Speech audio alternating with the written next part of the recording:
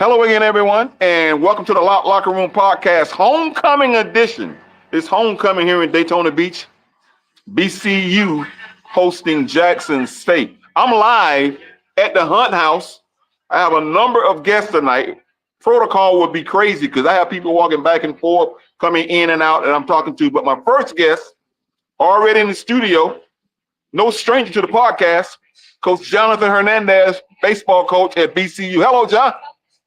Hey, Daryl, how you doing? Always a pleasure to get with you. Obviously invited me to the show on a great week for the Wildcat family, being homecoming. Looking forward to a great amount of events. This weekend surrounding our university. Now, tell me this. Homecoming is really football season, but how do you use homecoming to recruit for baseball? Yeah, we actually got a couple of student athletes that are coming on visits, throughout the course of the weekend, just so they can check out, obviously the facilities at Jackie Robinson Ballpark, see, obviously the campus all the way around, and then we'll probably see if we can just take them over to the football game just so they can experience, the family atmosphere that we do have here in Daytona Beach. So it's a great weekend all the way around, not just for football, the entire athletic department, but also the university as a whole. And there is no BC without you. So, all the alumni, welcome back to the 386. You're in the fall camp right now. You got some new ball players. Tell us a little bit about the team, what they're looking like. Yeah, so we started, obviously Hurricane Milton, right, delayed us. We've lost about 8 to about 10 days of fall camp. So we started last week, Wednesday, and everything's going the way that we want. Guys are energetic, they're doing what they need to do. And this is a really crucial part for our season. Everybody sees, the wins and losses, in the spring, but this is where we're able to lay our foundation, all of our philosophies, getting the team to gel together, be together, spend a lot of time together, and, instill, what our system philosophies are going to be. So it's an exciting time, especially after the success that our program has had the last couple of years. This is just one of these, seasons that we're able to kind of lay down the foundation for what could be another exciting year within the Wildcat baseball program here at Bethune. It's World Series time in major leagues, and we were talking off camera about Yankees and Dodgers. Why are you Yankee? Tell me why you Yankee. Yeah, I mean, we have one of my former players that I had the fortunate, blessing to coach in high school, and he's actually in the New York Yankees organization, was drafted in the 36th round back in 2013, and he made his way from the minor leagues all the way to the big leagues. Nestor Cortez out of Hialeah, Florida. So he's a Yankee, and if there's two teams, obviously the Dodgers and the Yankees, I'm gonna pull with the Yankees just because of obviously the background that I have there with Nestor. What's crazy? I was watching the earlier playoffs, and I was watching the Kansas City Royals, and I remember as a little kid, 6 years old, the BCU bat boy was MJ Melendez. Now he's the left fielder for the Kansas City Royals. His dad was the head baseball coach, and Merville very well. Yeah, I've known Merville, for a long time. Back when I was coaching junior college, down at ASA Miami, while he was at FIU, and within our time with USA Baseball, obviously have been able to have a really great relationship, with Coach Melendez, and he's been a supporter, an advocate of our program. Obviously he's a Hall of Famer at Bethune-Cookman, and it kind of is surreal, right? Watching his son, start in left field for the Kansas City Royals, and his younger son Jaden, who's having a really great college career, is at the University of Pittsburgh, doing some wonderful things. But it's all family, it's all love. So it's great to see obviously MJ have the success he has in the big league level, and then hopefully Jaden follows in those footsteps as well. Talk about your family. Don't you have a son that plays baseball? Yeah, little guy, 11 years old. He's going to turn 12 now in December. Started middle school, so it's a little bit tough. There's Jake right there with the Savannah Bananas. A little tough to get him out to the ballpark now because he does get out of school a little bit later. But, once the season rolls around on the weekends and stuff, he'll be out there and, just being with the guys. A lot of your job is to coach baseball, but you guys, the baseball team, does a lot of community service. Tell us about some of the things you got the ball players doing. Yeah, some of the things that we've done, and it's really crucial for us to get into the community. Anything we do, and right there you'll see a picture of us. We do every year. We do the Miracle League of Volusia County down in New Smyrna Beach, and it puts perspective into everything that we do. Right, it's not all about just playing the game and having fun. We get that, but we also have to appreciate the opportunities that we get day in and day out with what God's blessing is allowing us to do. So being out there with the Miracle League, it's a buddy system. We get paired up with 20 to 30 um, you know kids that are unfortunately are not able to play baseball the way we know how to play. So we go out there once a year, maybe twice a year, and just make sure that we put our imprint in the community, because it is a blessing to be able to do what we do day in and day out, and we never take it for granted as well. We always play a tough Division 1 schedule at the beginning of the year. Can you kind of give us a peek into some of the contracts you got coming up? Yeah, I mean, if you look at our schedule traditionally, right, especially here in the state of Florida, our non-conference schedule. I mean, there's 13 Division 1 programs in the state of Florida, and now with UCF turning into a power, going into the Big 12, being part of that Power 4 conference. You got UCF, Miami, Florida State, Florida, FIU, Florida Gulf Coast. I mean, those are very, really good programs, across the state. Not only in, on the state side, but nationally, those are brands that are very well recognized, and they do a really good job with their programs. But just again, it gets us ready for what we want to do and what we want to accomplish. At the end of the year is to hoist the SWAC trophy. And that opportunity is given to us. We know we're going to be in one of 3 regionals. It's going to be the Miami, Florida, Florida State regional, depending how the season shakes out. So we have to be able to put our players in that situation as many times as we can during the regular season. So when that opportunity does present itself, we've been there, done that, so to speak, and we'll have a good showing, something that, hopefully, the community of Bethune-Cookman will be proud of. You're talking about SWAC play. SWAC baseball is very, very competitive, and I know you guys were talking about pairing the schedule. What would be different with the schedule this year with the SWAC? Yeah, so a lot of SWAC fans, especially like our fans, like in the MEAC, we've always been in 2 separate divisions, right? The East Division and West Division in the SWAC. And when we were in the MEAC, it was the North Division and the South Division. So the SWAC, we're all going 1 division right now. So there's no more split divisions. Everyone's going to have an opportunity to play each other, which I think it's only going to elevate the talent, right? And the competitiveness day in and day out every weekend once SWAC play begins. So it's something new. The SWAC, I don't believe, has done that before, but with the additions of, us and, the school up in Tallahassee, I think it's going to provide some really good baseball, all across the board, day in and day out, every time we have those opportunities.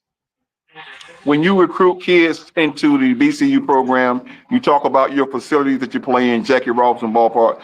Give the folks a overview of that ballpark and some of the changes that they're making.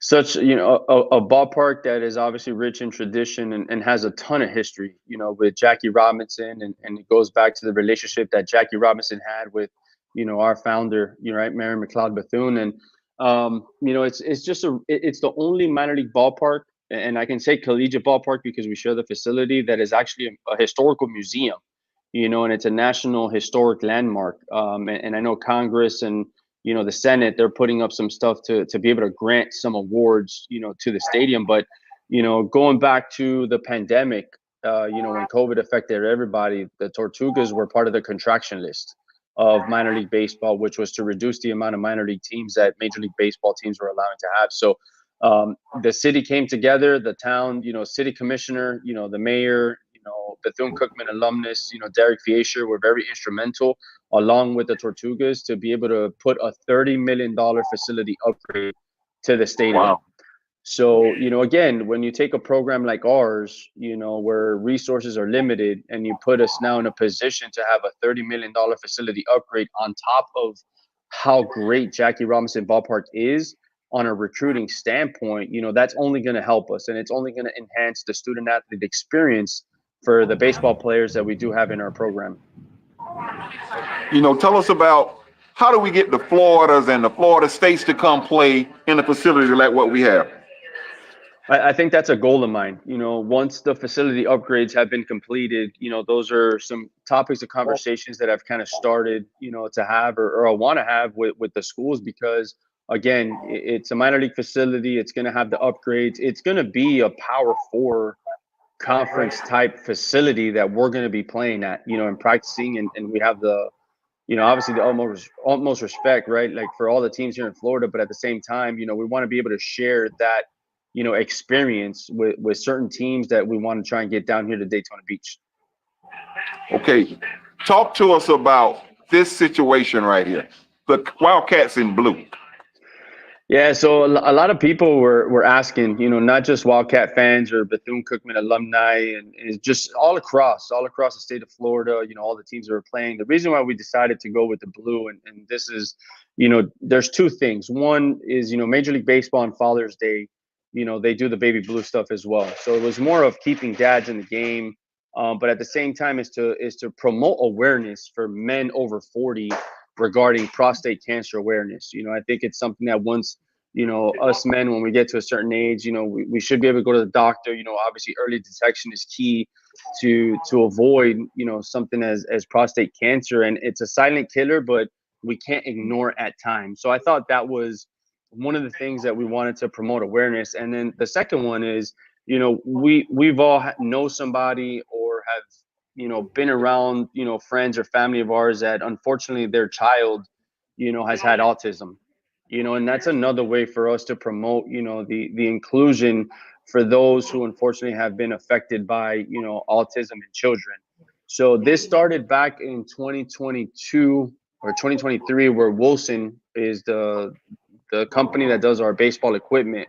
They came out with the Love Speaks gloves.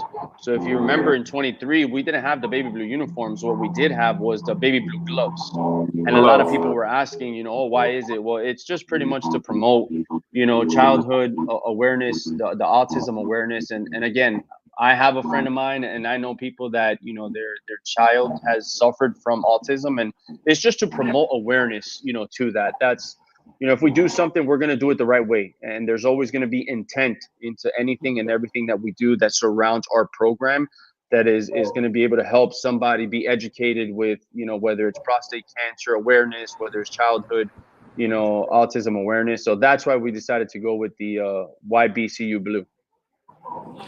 Okay, you just got a guest in. Can you turn your camera on, young fella? Coach, you recognize this young man right here? Anthony Frederic, the punter for BCU. Oh, yeah, the punter, yep. How you doing? Well, how you doing, guy? Good. I'm glad to have you on the show. You recognize who I am. I'm always messing with you on the sideline, calling you the weapon. Sir. Last weekend, Coach, this young man made a play up at Mississippi Valley State that really changed the contour of the ball game.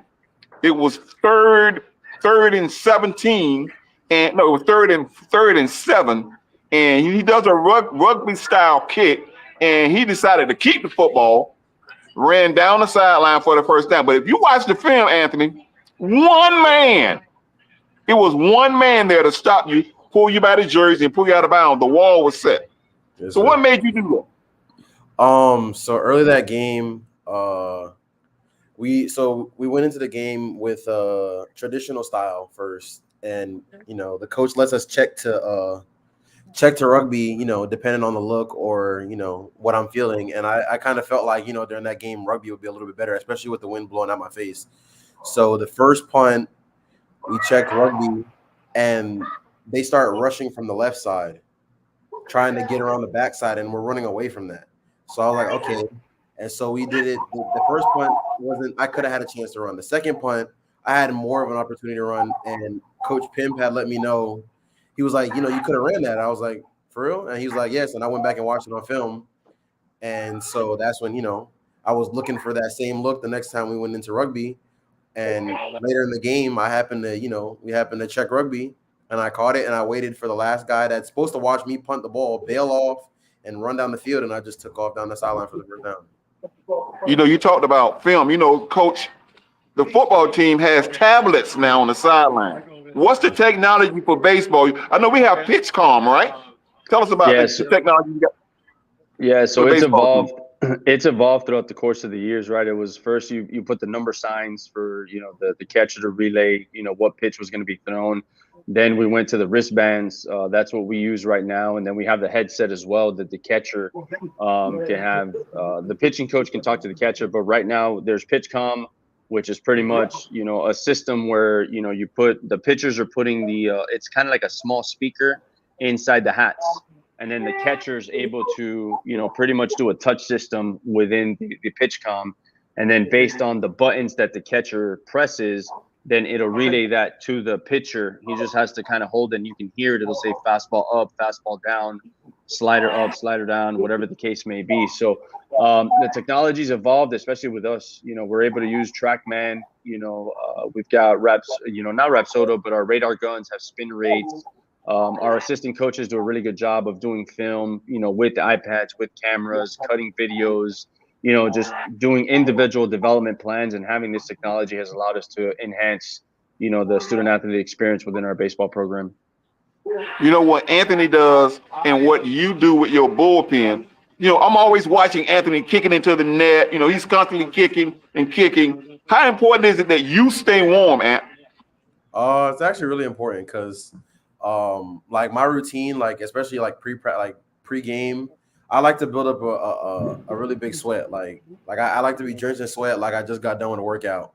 It's just something that helps me get in that mode. And then so like getting ready to go out and punt, definitely like kicking in the net and having that space to be able to keep doing that repeatedly definitely helps, and make sure that I'm on point, with my drop, my steps, my contact point, everything. All the little details matter on punt. Coach, when you have a guy warming up in the bullpen, I know you have a pitch count for the game. Is there a pitch count for the bullpen too for warming up? There's not really. It's we tell our guys listen to the arm, right? Which it's pretty much, there's guys that have a longer routine, then they need to start earlier. And there's guys that have a shorter routine, so they kind of pace themselves. That's what this fall training camp is all about too. It's being able for them to understand their bodies and put themselves in a situation for their process and their routines to be acclimated to what we need to do. So there's not really a pitch count limit. We obviously don't want them to overthrow right in the bullpen before getting to a game, but it's just getting them to a point where they're ready to be able to produce once their number's called and they're coming in relief for us. We have another kicker. He's supposed to be on. I don't see him right now. He's an international kid. And how important is it that we have international athletes come through Bethune-Cookman University, Coach? I think it's important. I think that if you look at the campus community that we do have, where we have people from different backgrounds, from different parts of not only Florida, the United States, but we have, people from different parts of the world. So I think that, again, there's no BC without you, right? That's a big thing for us. And, if we're able to brand, our, what we're trying to do on the institutional side and on the athletic side with people from different parts of the world, then that's only going to grow the alumni base, within Bethune-Cookman. Okay, my next guest, neither one of you guys know this guy. He is a former BCU Wildcat communications major, one of the top DJs in Florida. He's now up in Columbus, Ohio. He'll be heading to Florida tomorrow. The world famous DJ Nails from DeLand, Florida. Welcome to the podcast, DJ. What's going on, Nat the Cat? Hold up a minute. Okay, I'm back. Hey, first of all, you got the punter for the BCU football team next year and the baseball coach. You got anything you want to say to him? Go Wildcats. Definitely. Yes, sir.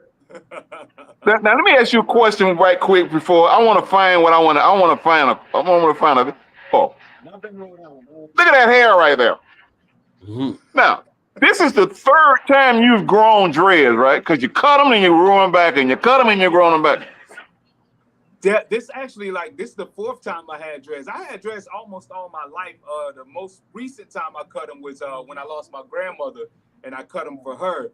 But then, after having a hairstyle for a while, and then, you know how sometimes you go to certain spots and it's been a while since you've been in that spot, and then when you're in that spot, you find out why you don't go to that spot no more. I was like, I was like that when it came to me going to a barbershop. I was like, dang, I wonder why. You know what? This is why I was growing my dreads, because I was tired of going to the barbershop constantly, spending about $30 on a haircut. So I was like, let me just grow them back. And now I do it the easy way, where I can just, the sides, I can drop down when I ain't got a haircut, which, by the way, I'm going to go get a haircut as soon as I get home tomorrow before I go on the quad. So we got to worry about that. But yeah. Hey, we got a kid from DeLand, Florida on the football team. We call him Bon Bon, by the name Javon Ross, one of the top football players in Central Florida. Your homeboy. Yeah. A little bulldog right there. And that I'll give him the nickname that you used to give me back in the day. You used to give me Dog Cat when I was at Bethune-Cookman. So that's another Dog Cat right there. Hey, I got another guest popped on. This homecoming. I'm connecting all the dots right now. The young man in the middle down there, Matt Johnson. Matt was a quarterback on one of the best football teams BCU ever had. Matt even won the Black Heisman Trophy for the national championship team for BCU. Welcome on the podcast, Matt. How you doing, Hell Wildcats? What's up, everybody? Hell Wildcats. Hey, Wildcats. The legend. Matt, tell us what you're doing now, Matt. Hey, so right now I finished up a season in Europe. I was the head coach for the Hamburg Sea Devils. We finished up the season, so right now we're in the off season, and I'm working on what's next. So excited to be back. Yeah. So let me ask you a question. You had the opportunity for the first time since you came back from overseas to see the Wildcats last weekend, and as we played Mississippi Valley. What is your assessment? Hey, we won the game, man. A dub is a dub, right? So let's build on the momentum. You know what I mean? I'm not gonna speculate, but hey, we got some momentum going. I'm looking forward to this weekend. I got another young man, and he don't have his camera on. Mr. Booker T. Williams. Booker T. Williams was a running back. That's him right there. You see that uniform? Look how that uniform look, Frederick. You see how pretty that look? That look sweet, ain't it, player? Mr. Booker T. Williams played running back in the heydays, back in the 70s. He's now an advocate right now. He's also an author. He has a book entitled, let's see what his book entitled. Let's see if I can find it. His book is entitled Authors of Poems from My Soul. Booker T, welcome to the podcast. Hey man, how y'all doing? We can't see you, bro. Y'all can't hear me? We hear you, but we can't see you. I'm in my car, man. I'm just getting out off work, bro. So I'm in my car. Okay, we got you. All right. To bring everybody up to speed, we got baseball coach Jonathan Hernandez, for the Wildcats. We have punter Anthony Frederick. Hey, last week Frederick, man, had a fake punt. You saw that fake punt, Matt? Yeah. Ran down the side. We haven't done a fake punt in 15 years. Hey, man. Remember the last time we did a fake punt? And we have the voice, the radio personality, DJ Nail. He's down in Columbus. He's been in Orlando, 99 Jams in Miami. He's all over the place. And we have Dab Booker T. Williams, the Homecoming Podcast. Now, Coach, I'm going to go back to the baseball coach. Coach, if there's anybody on the football team you see that could help the baseball team. Well, we had one. We had one a couple of years ago. One of our pitchers was a senior this year. Actually, was on the football team right when we came back from COVID. He was a kicker. There, Marcos Gamboa out of Port St. Lucie. But for us, I mean, listen, I'm not a coach that's going to tell you, hey, you can't play football and can't play baseball and you have to pick one. Absolutely not. I think that the more two-way or dual sport athletes that we're able to have, I think the better it's going to provide, the success for not only the baseball program, but the football program. So, that's one of the things I remind kids on the recruiting trail also, especially with guys that have an interest in playing, whether it's basketball, baseball, football, baseball, whatever the case may be. Like, there's going to be ways for us to, be able to exploit the athleticism, so go ahead and don't worry about me telling you, hey, you can't play football, it's only baseball. Absolutely not. We're in this together, and we'll come up with, some development plans to be able to have everybody work in cognizant and together in unison to be able to give the student athlete the best experience possible, whether it be on the football side, basketball, baseball, whatever the case may be. So I'm not opposed. And again, I've had players that have played on the baseball team and on the football team, so it won't be my first rodeo. Frederick, do you play another sport? I know you play soccer, right?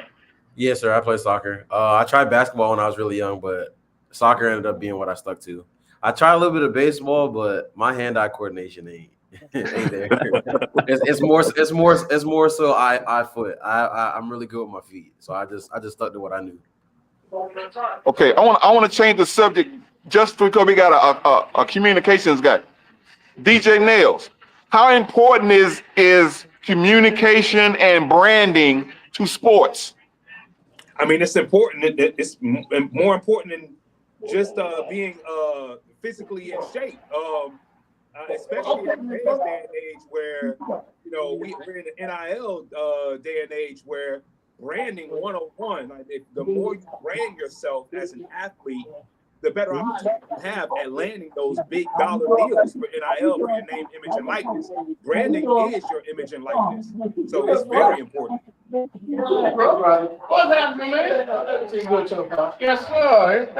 Matt, you are overseas coaching. What was the language barrier like being a head coach speaking another language?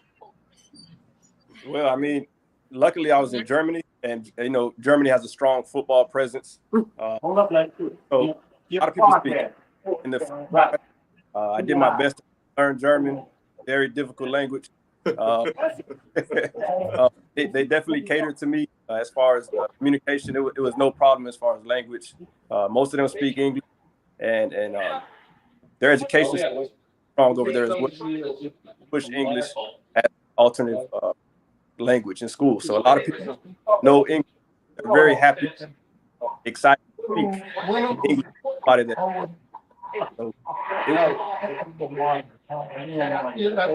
So have you ever had a need for a punter who's not an American? Well, Frederick, you from the United States, right? You Haitian? Yeah, I'm Haitian and Jamaican, but yeah, I'm from the U.S. Haitian, Jamaican.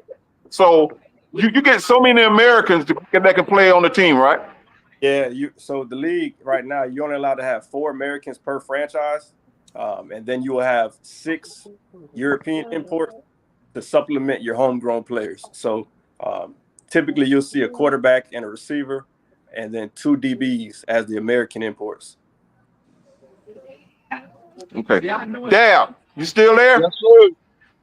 Okay, a couple years ago, you sat with me almost 2 years ago tonight, right before homecoming, and you actually cried on my podcast, right? Remember that night, right? Yeah. Because we were talking about the gap in the link of where the football program was. Kind of tell me how you feel about what you see, not about the wins and losses. Talk about what you see now as we reboot the program. Wow, Dad, you put me on the spot. 'Cause I don't want to say that negative about you, but I can only tell you my experience as a football player in football college. We had a mindset that we were going to war, and we took our game serious. We were supposed to be like a machine. I don't see the energy and the fire that we have, but it's a different era, and the athletes are different. But it's a mindset. I don't see the winning mindset yet, Darryl. Okay. But Matt, like we were talking about what you saw last week, there could be opportunities down the road for your services. Would you like to come back home and possibly help the program? Hey man, there's no place like home, and I leave it at that. Frederick. Yes, sir. Anthony, tell us what the morale was of the team this week. Coming off their first victory, we got a tough Jackson State football team. Watch this. Last night, Kennesaw State was 0-6. They beat a 6-0 team for their first victory in FBS. What was the mindset of the Wildcats this week in practice? This week it was more so about keeping that energy up, especially after the win. That was huge. Coming off of hold on, sorry, hold on, give me a sec. I was getting a call. Especially coming off No, first off, nobody likes to lose. So being able to get that win definitely meant a lot more. Especially being a team that was coming into somebody's homecoming and actually crashing the homecoming. So that's definitely a double whammy.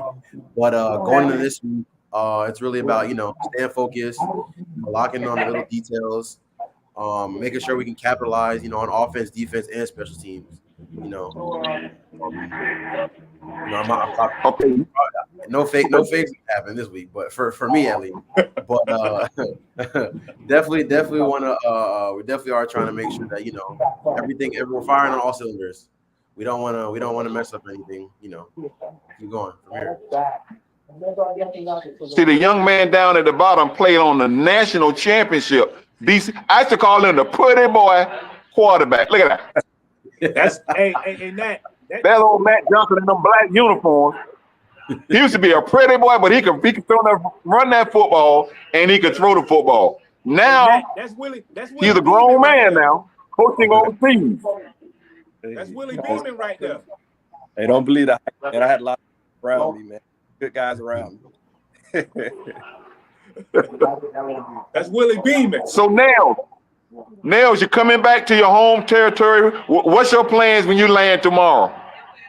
First off, I'm other than getting you one of these right here. You feel me? I'm going. First off, I'm going to my barber as soon as I land, and then I'm gonna shoot over to Bethune Grill and hope they don't have a long line, which I know they're gonna have a long line. But then after that, the pregame with the bros, and then I'm gonna go over to Pep Rally. And then, the show has begun at that point. We got a new guy, my mate from Australia. Cade Hector, the place kicker for the B. You got your audio off. Hit that audio button. How you doing, Cade? Good, thanks. How are you? I'm so sorry I was having some connection issues, but thank you so much for having me. All right, man. You know you're my favorite Wildcat, right? Because you and I ride the same scooter. We do for sure. Thank you so much. Hey, let me ask you this quickly before we get off here. Every game, you always go out in the midfield and talk to the other punter and other kickers. Do you know everybody in the league now? I like to connect with all the other kickers and just see how their experiences with their HBCU, try to get some insights, because I've just started playing football. This is my second season. These guys have been playing since high school, so it's good to learn from other guys in the conference, especially the guys who are above me, so I can learn and then hopefully take over their spot as number one kicker in the conference. So I just like to learn. I like to learn a lot. So tell us about your path. How did you get from Australia to Bethune-Cookman University? So my dad and mom went to university in America, and growing up, it was always something I wanted to do, just go to university in America. And when I looked into it, I played soccer my whole life, and I've always been a football fan because my dad's a big Bears fan. And one day I'm just watching a game, and it was a Bears game, and the kicker missed the game-winning field goal. And I said, I can do that.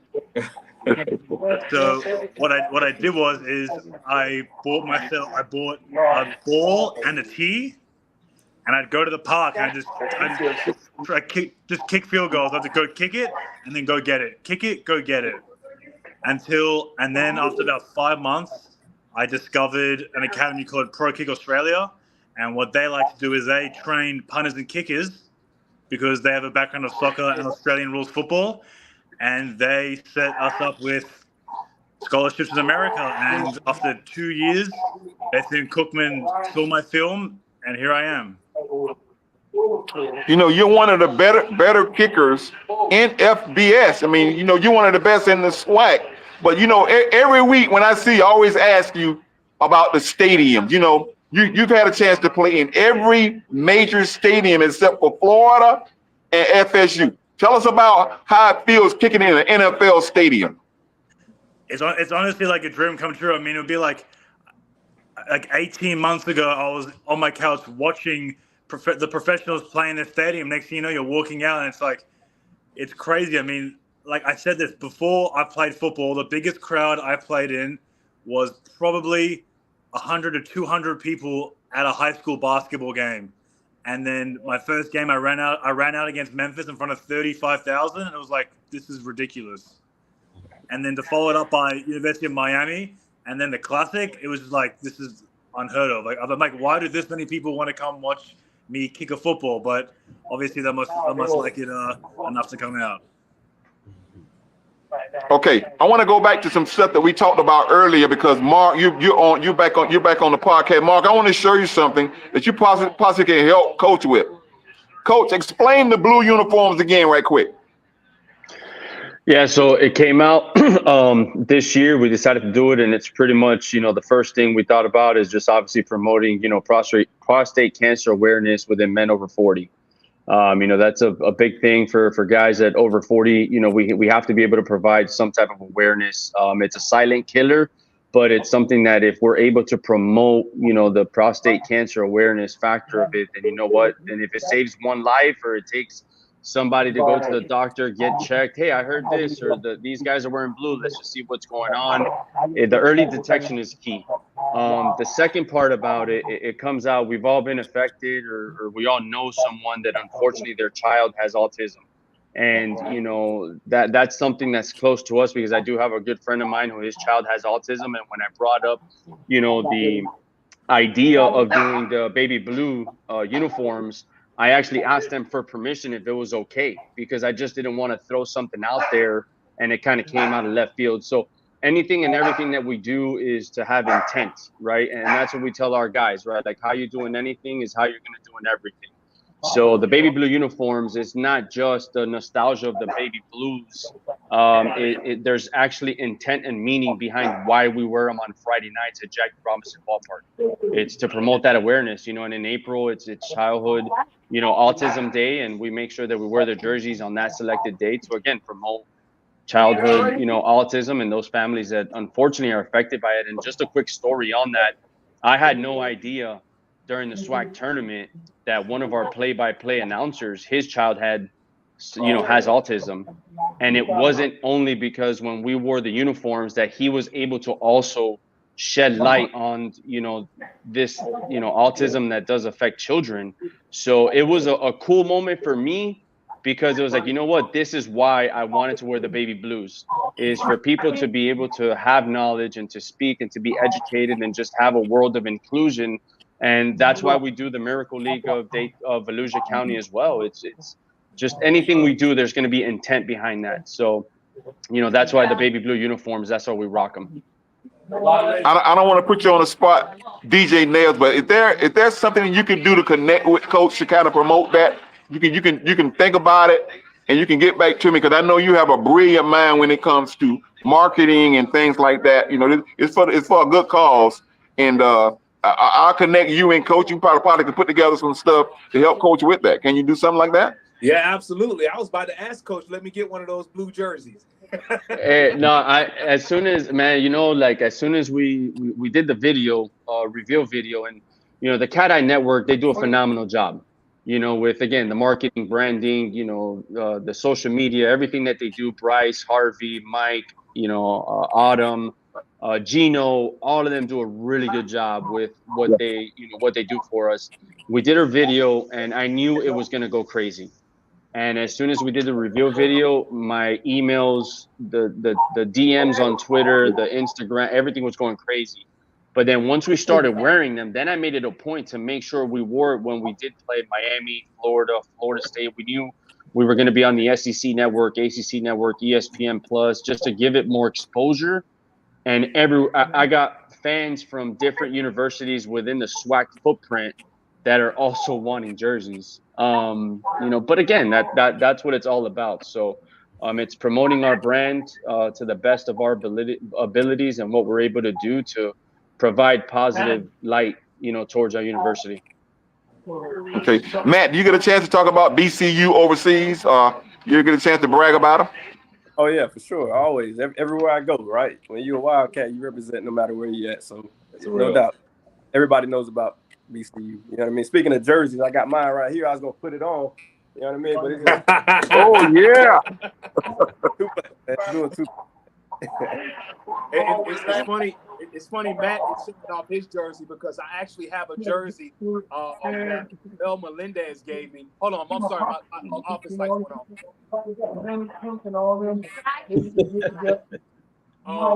I actually have a jersey that Mervell Melendez gave me back before I graduated from Cookman that I'm actually gonna wear when I go to the pep rally tomorrow. So I have a baseball jersey on tomorrow representing at the pep rally, coach. There you go. You know, we got some good designs. We got the Miami Heat. They did their. I'm from South Florida, down from Miami. So obviously watching the Heat growing up, they did the white hot jerseys. So it's the white jerseys with the white imprint, you know, black outline. We did that. Derek, you remember our white hot unis we did in 2022, and those were nice also. Just all white. They were beautiful. So yeah, man.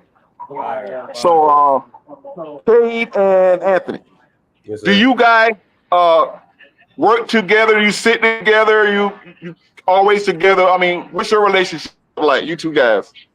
I mean, it's not just us. It's all the whole specials group. We're always together. I mean, practice, you know, whenever we can outside of practice, meetings. I mean, you know, if we're not watching film, we're watching some type of specialist film, whether it's NFL or, you know, anything we can find, we'll watch. Yeah, so funny enough, during the summer, me and Fred were actually in the same dorm together. So we had that, and then I've moved into an apartment, and in my apartment I have my long snapper and the holder. So we're like, and then as soon as I'm on campus, I'm with the other specialists. They're in my classes. It's like we're all together. We like to be like one like connected group, so like everyone knows what to do. Like if the guys who aren't on the field, they're like giving like us tips. They're telling us like which way's the wind going, which way's the blockers coming. Like they're very informative on what's happening on the field. So we try to keep a good connection with everyone. Okay, I want to go slip back over the book. Book, tell us about this right here. Hey man, listen. Let me talk football. Hey, that's my newest book. It's called Poems from My Soul. Okay. Can you hear me? Yeah, go ahead and talk football. Can you hear me? Yeah, we hear you. Yeah. Listen, I'm probably the oldest guy in the crew, but I'm just gonna tell you guys, I coach football in South Miami, and FAMU coach was one of my players. Just put that out there. Coach Colby at FAMU was one of my receivers, and we got to beat them. Back to football, man. I just think that You want to hear what he's saying? You want to hear that? back to football, we just got to try to encourage the guys, the coaches, and bring that old fire back. Because when we played, man, we played with so much heart. We were sound in every area. We had a coach that didn't tolerate being mediocre. And I'm not saying the team mediocre, but when I sit there, I have a problem watching guys talking to the girlfriends in the stand and playing around. When you're playing football, I'm a Marine. When you're playing football, you go into battle, you go into war. High five and all that is cool, but Coach Moore would let us do that until after the game. You lose and you high five, you play, you talk to your family. That kind of thing, we need to try to encourage them to get away from it. I'm just hardcore. We were undefeated. We won two, three championships while I was at football. I played for Coach Wesley Moore, and he was a no-nonsense guy. I played for Coach Dallas Wyatt. He was a no-nonsense guy. I played for a bunch of Matthews. He was a no-nonsense guy. So I just want to see the guys come together. You know, I'm up here. I work up at the school right now. I'm hearing things that players don't even you know, he's going to war, bro. Go out there, got pretty uniforms. I look every weekend. These guys got beautiful uniforms every other weekend. Every weekend, when we play, we have home and away. Period. Sometimes we have to share helmets. You guys are so much better. When I actually had one universal weight room down in the bottom of the gym floor. We had to go out to mainland, one of the local, whatever, to get in shape or run, do our own thing. But we always came together. We played as a team. The offense knew what the defense knew. The defense knew what the offense. The quarterback knew what the running back had to do what the defense was doing. Everybody had to know everything. We had tests every week. I mean, I just think we just got to get back to that old. I was saying, when you go to the state, BC Spirit, we got to get back to that. I don't feel that, and I don't want to be the doom and gloom guy, but I played my butt off. I got a shoulder replacement, got a plastic shoulder playing football at the I took it off the line. And I think you guys that played, you guys did too. I'm just coming from my heart, man. I'm not trying to send that shit to a feedback. I'm just keeping it real. And I hope you guys got that. You know, I know with the transport code, guys coming in, there's no compromise. And Right. people, you know, they don't know each other. They don't love each other. We love each other, bro. We love each other. All right. Here's what, Today, Darryl. all right. Here's what we got to do. I'm gonna do some cleanup work, and we got to get out of here. I'll be emceeing the first part of the parade. Then I'll go to the stadium. I'll be broadcasting in the booth this week. You guys won't see me on the sideline, but I'll be in the booth. But this young lady right here is a former BCU track star, Miss Monet Nichols. She performed in the 2024 Olympics in Paris. She'll be the grand marshal of the parade on Saturday. She's a former BCU Wildcat. Will be the grand marshal. Also, know this. There's going to be a shuttle to the stadium. We're playing Jackson State. They're bringing a bunch of people, and you know it's homecoming. You got to know where to park and how to get to the ballpark so you don't get caught. The parking lot sold out. So Frederic and Kay, when you guys do the catwalk, legacy walk, that thing should be thick coming through this week because there's going to be a number of people spending the night out there at the stadium starting tomorrow night. So I want you guys to feel the fire, know that it's homecoming. We have a great opportunity to do some justice against a great Jackson State football team. Well, I'm out of time, but I'm never, ever, ever out of word. Kay, you my dog. Frederic, you my dog. Coach, you know me and you always like this. Matt, it's been a long time. I've been knowing you since you was a pretty boy quarterback. DJ Nails, I've been knowing you since you was a baby boy. Booker T is one of my mentors. We out of time, never out of word. Homecoming, Wildcats. We'll see you next time. Good night. Good night. Good night. Thank you. Have a good one. Hell Wildcats. The Wildcats. Yeah, Wildcat. Wildcat.